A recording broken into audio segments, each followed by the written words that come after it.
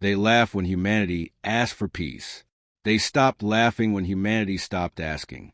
And what happened next terrified every living creature in the galaxy.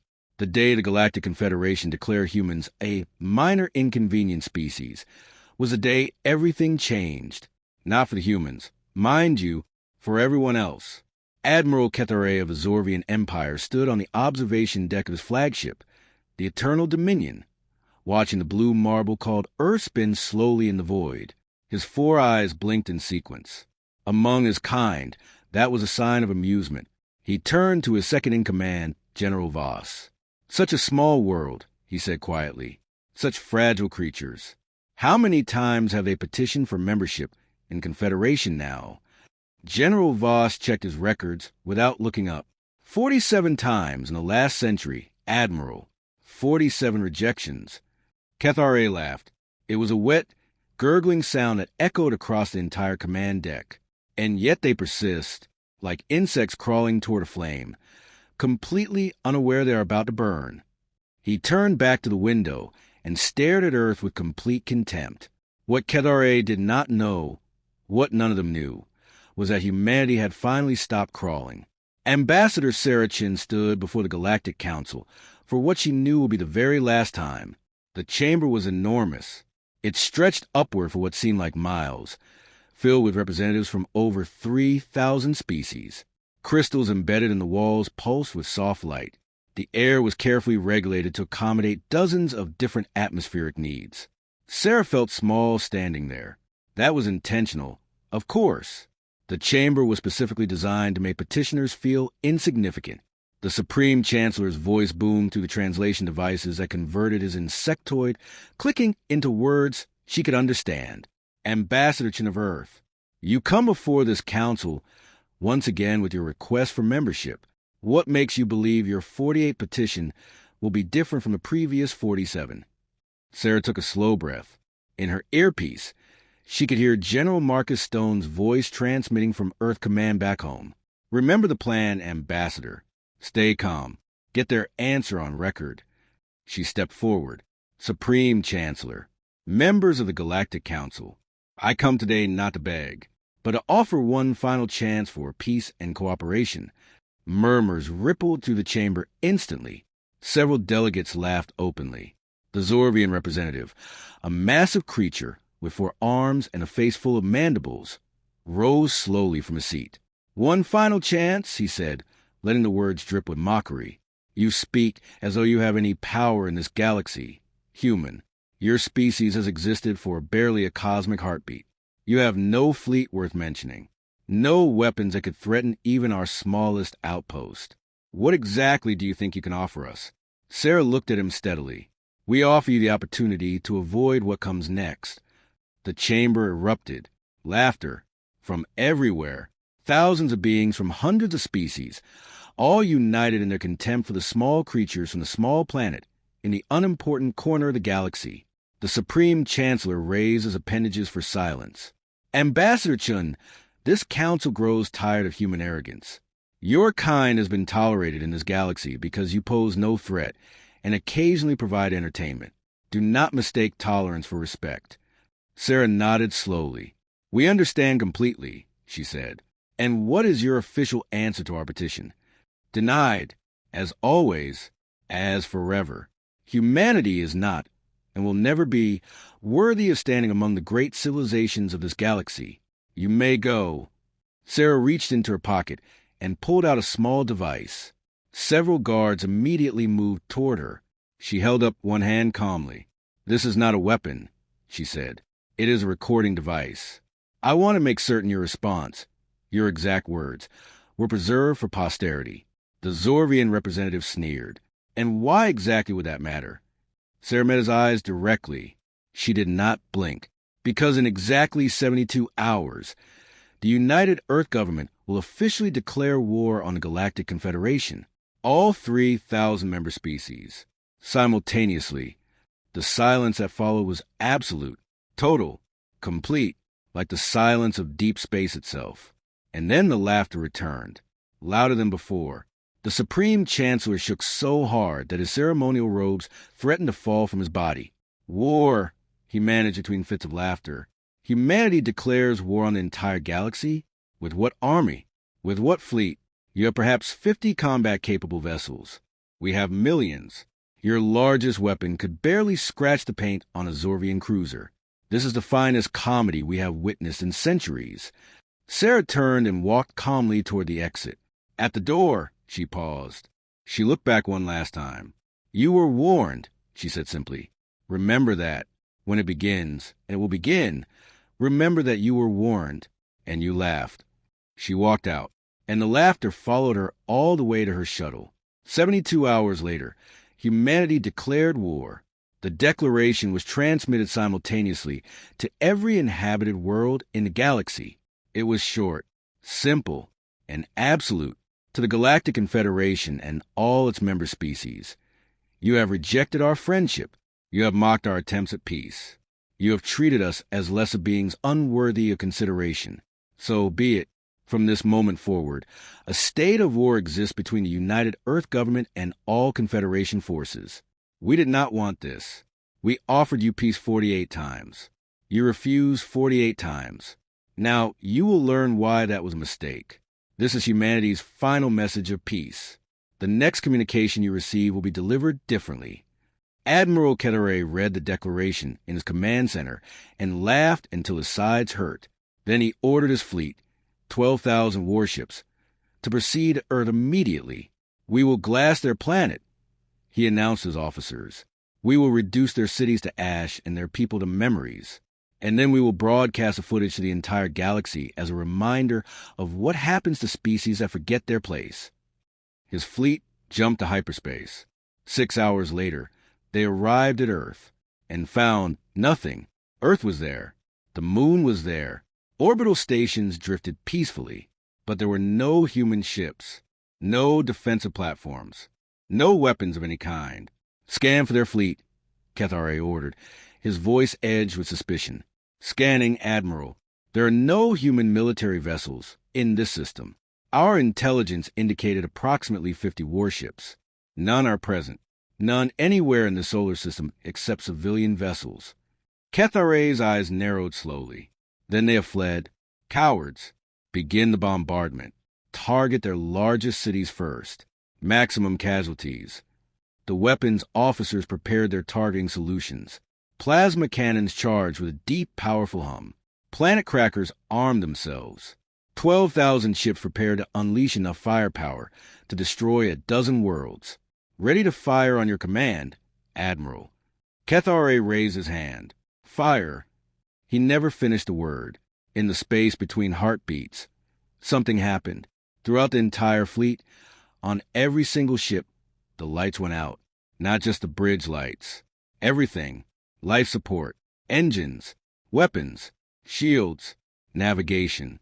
Every system on every ship died simultaneously, as if a single hand had reached across the void and simply switched them all off. For a long moment there was nothing but silence and darkness, and the faint sound of 12 million soldiers breathing. Then Admiral Ketere's personal console flickered to life.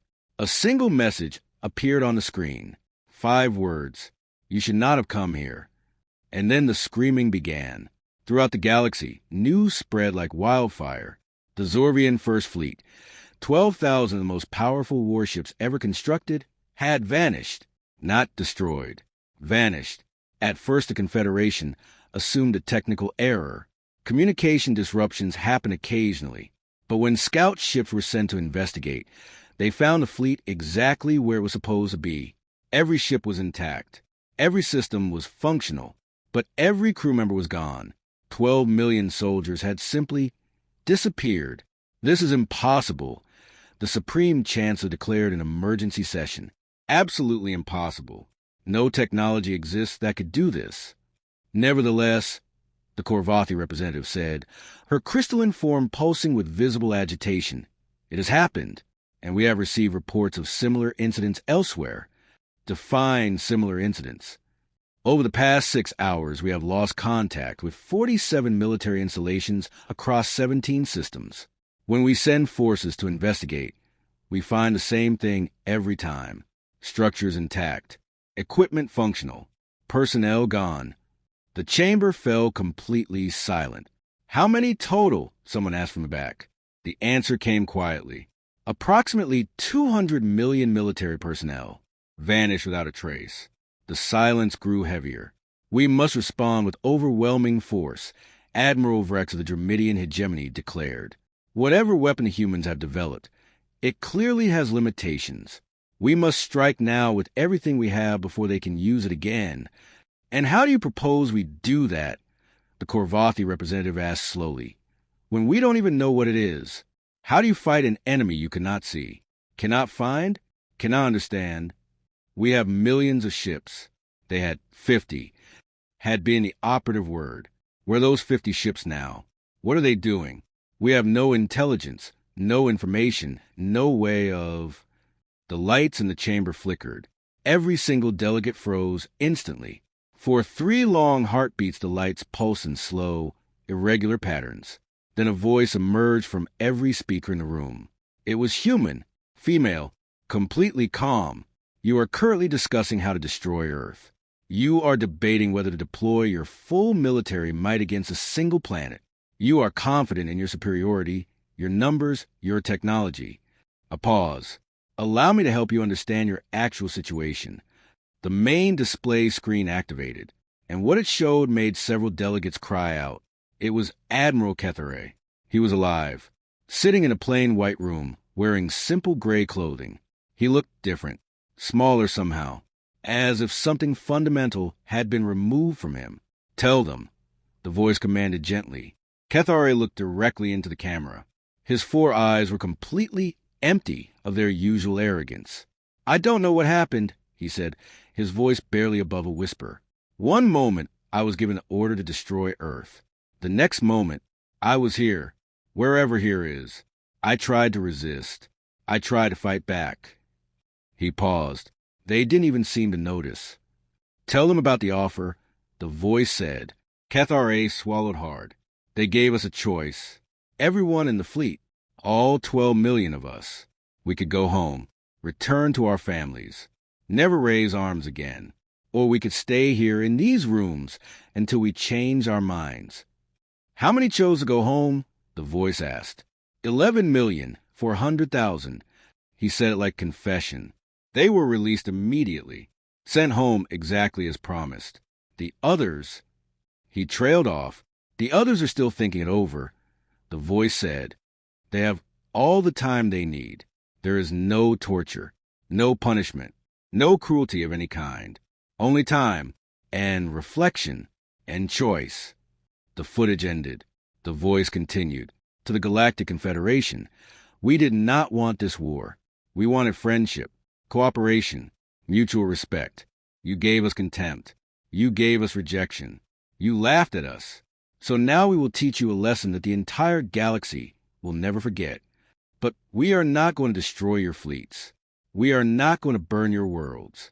We are not going to slaughter your people. That would make us know better than you.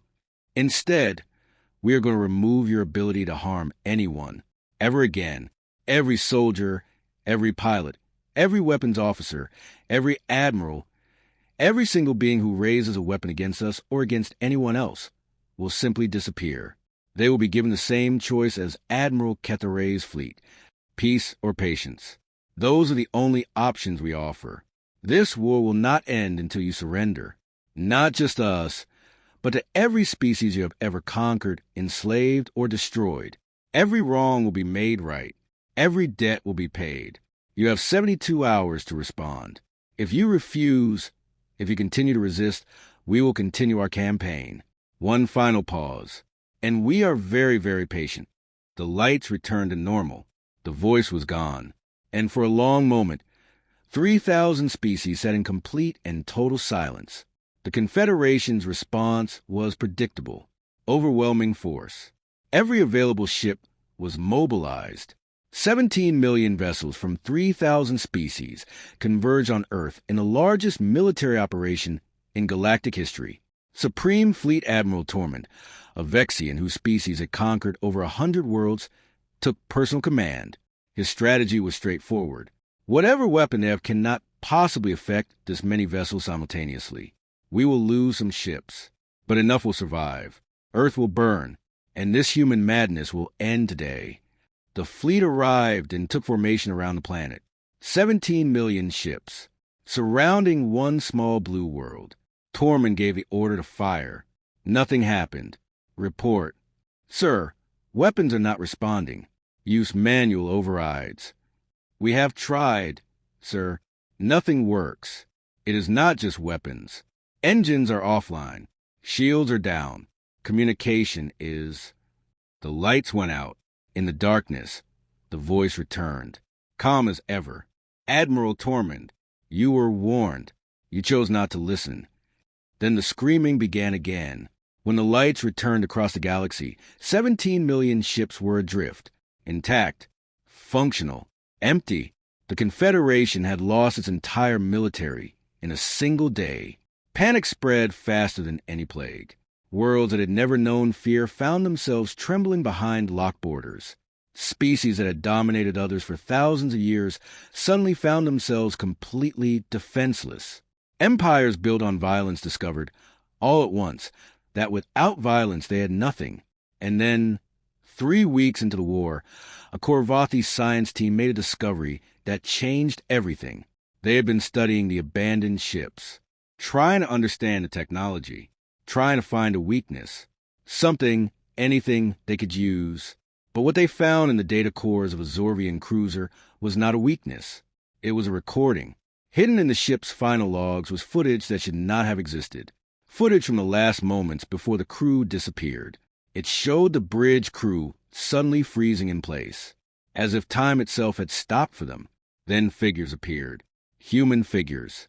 But not quite. They moved too fast. Their movements were too precise, too fluid. They passed through solid walls as easily as walking through open air. They touched each frozen crew member briefly, gently, almost carefully, and those who were touched simply faded away. In less than 3 seconds, the entire bridge crew was gone. The figures turned and walked through another wall. The recording ended. The science team ran every analysis they could design. The figures were not holograms. Not robots, not any form of technology the Korvathi had ever encountered or imagined. They were something else entirely. What are they? The lead scientist whispered to no one in particular. A human voice answered from everywhere and nowhere at once. We are what humanity became. The science team spun in every direction. The room was empty. Do not be afraid, the voice continued. We mean you no harm. We never did. We only want you to understand. Understand what? The scientist asked. What we are, what we became, and why. The lights in the laboratory dimmed. Images began to appear in the air. Holographic, but impossibly detailed. More real than real. 200 years ago, the voice said, humanity discovered something extraordinary. We had been studying quantum consciousness, trying to understand how awareness interacts with reality at its most fundamental level. What we found changed everything. The images showed human scientists working in a laboratory, normal at first, but as the recording continued, something shifted in them, something subtle but impossible to ignore. We learned that consciousness is not contained within the brain. It exists across all possibilities, all dimensions, all moments in time simultaneously. The brain is merely a receiver, a focal point for something far larger. What we did, what we learned to do, was tune that receiver differently. The scientists in the recording began to change. Their movements became faster, more precise. Their eyes began to glow with soft, steady light, and then they started to fade, becoming translucent, then invisible, then gone. We learned to exist outside the normal flow of time and space. We learned to be everywhere at once, or nowhere at all. We became something beyond physical limitation. But why hide it? The scientist asked, leaning forward. Why pretend to be weak? Why petition the council 48 times if you had this power all along?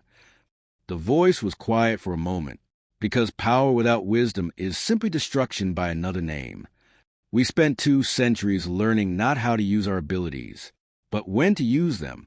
We watched. We waited. We studied every species in this galaxy. We learned your histories, your cultures, your hopes and your fears. We watched civilizations rise. We watched species destroy each other.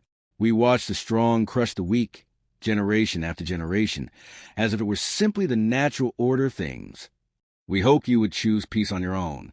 We gave you 48 chances. Each time you refused. Each time you mocked us. Each time we chose to try again.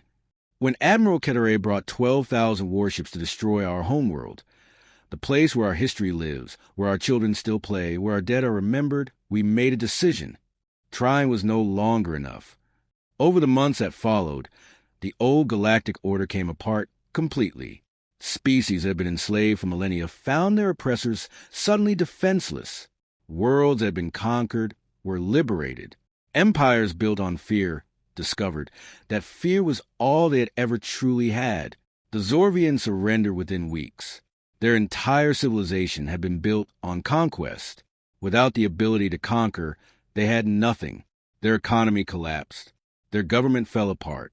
Billions of Zorvians found themselves asking a question their species had never had to ask before. Who are we, if not warriors? The answer, it turned out, was surprisingly hopeful. Their strategic minds, once devoted entirely to domination, proved equally powerful when applied to logistics, planning, large-scale organization. They became, over time, the galaxy's most reliable builders and administrators. Humbler than they had been, but honest, the Dramidians lasted longer. They retreated to their home systems, sealed their borders, and declared that any human who entered their space would be destroyed. They were wrong, and they eventually admitted it. The Vexians tried to negotiate. They offered territory, resources, advanced technology, even slaves from conquered species, not understanding that humans wanted absolutely none of those things. What do you want? Supreme Chancellor Vexus demanded during negotiations. His voice was strained. Desperate. Name your price. Everything has a price. Ambassador Sarachin shook her head slowly. We don't want your territory. We have our own. We don't want your resources. We've moved beyond the need for them. We don't want your technology. Ours is more advanced, and we will never, under any circumstances, accept slaves. No one should be enslaved. Not ever. Then what you want from us? We want you to be better, she said simply. We want you to stop conquering, stop enslaving, stop treating other species as inferior simply because they are different from you. We want you to become the civilization you could be, instead of continuing to be the civilization you chose to be. Vexus stared at her for a long moment. And if we refuse, then you'll remain exactly as you are, but without the ability to harm anyone else. You'll have all the time in the universe to think about your choices. She met his eyes steadily. Eventually, you will choose differently. They always do. Always. Sarah smiled very slightly. We have been doing this longer than you know. Earth was not our first intervention. It was simply the first one we did openly. 12 civilizations in this galaxy alone have already made the transition from violent to peaceful. 3 more are currently in process. The Confederation was always going to be next. Vexus went pale. You've been guiding this galaxy all along. Not guiding, waiting, hoping, giving every chance for change to happen on its own terms. When it did not, she folded her hands on the table. We helped. That is all. We helped. 1 year after humanity declared war, the galaxy was unrecognizable. The old Galactic Confederation still existed in name, but its purpose had been transformed completely. Where it had once been a military alliance designed to protect the power of dominant species, it had become something else. A cooperative, a community, focused on trade, on science, on shared growth, on mutual support. Former slave species, hundreds of them, were now equal members with full voices and full votes. Former masters and former slaves worked side by side on projects that would have been impossible to imagine before. New species, uplifted and welcomed, joined the community as equals. And through all of it, humanity watched. Ambassador Sarah Chun, now elderly but still sharp as ever, was granted a rare honor late in her life, a meeting with the entities that humanity had become. She was brought to a place that existed outside normal space, a realm of soft, even light and gentle sound, where the ordinary rules of physics applied differently. There she met them, They looked human. They sounded human. But there was something in their eyes, a depth, a patience, an age beyond measuring, that marked them as something more. "You wanted to see us," one of them said. She recognized the voice immediately. It was the same voice that had spoken to the Galactic Council on that day that changed everything. "I wanted to understand," Sarah said. "All my life I have spoken for humanity, without truly knowing what humanity had become. I've told countless species what you want, what you believe, what you will and will not do, but I have never actually known if any of it was fully true." The being smiled gently. "Ask your questions. Are you still human? Truly. We are what humans become when they're no longer limited by physics or biology or time. The essence of who we were, our love of discovery, our hope, our deep need to connect with others. All of that remains. We have simply expanded.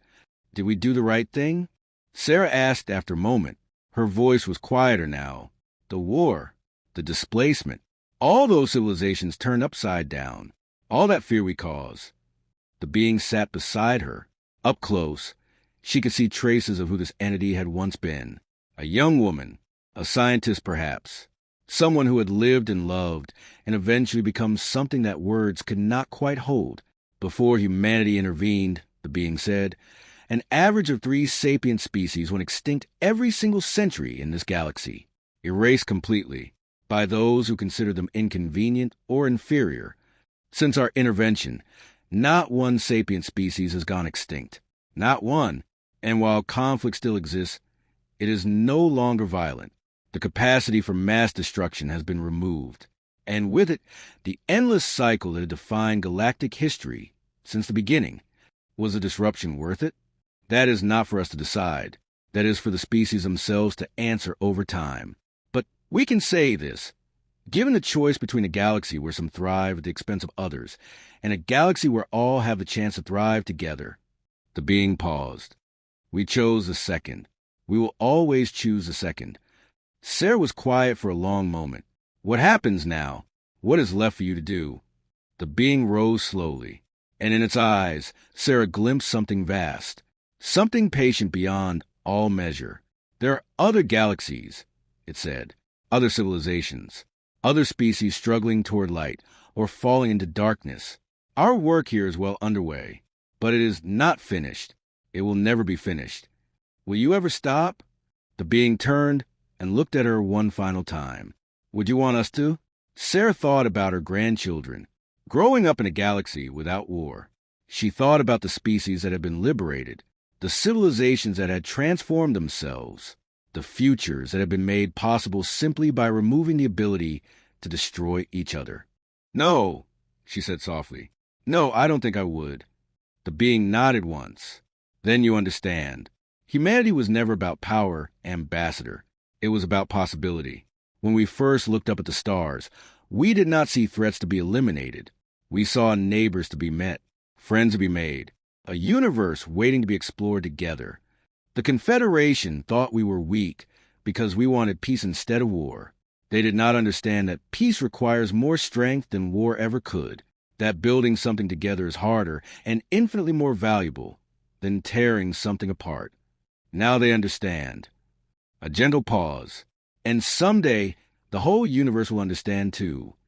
The galaxy of 1,000 years later would be unrecognizable to those who had lived through the war.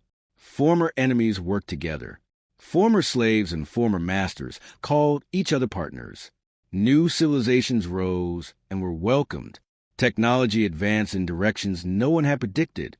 Life, in all its forms, flourished.